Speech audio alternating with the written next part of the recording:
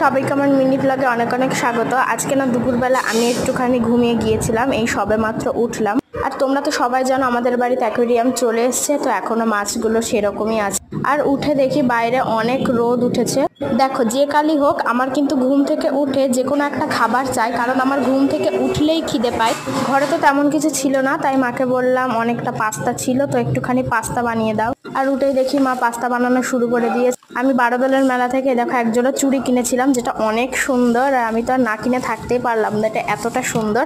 আর এই রঙিন চুড়িগুলোও কিনেছিলাম, তবে এটা আমার হাতের সাইজের থেকে একটুখানি ছোট, কিন্তু তাও কিনেছিলাম। আর বোন কিনেছিল এই পমপমটা, আর আমি এই কানেরটা না কিনে আর থাকতেই পারলাম না, এত সুন্দর এটা। আর এদিকে দেখো মায়ের পাস্তা বানানো অনেকটাই কমপ্লিট। তারপর গরম গরম প্লেটে সার্ভ করলাম পাস্তা।